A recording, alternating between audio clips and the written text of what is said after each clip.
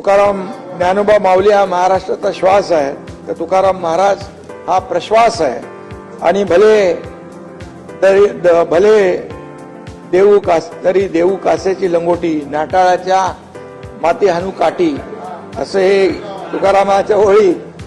या ते बाबा हे माझं नाही आहे, हे तुकाराम महाराजांच्या ओळी आहेत बाबा.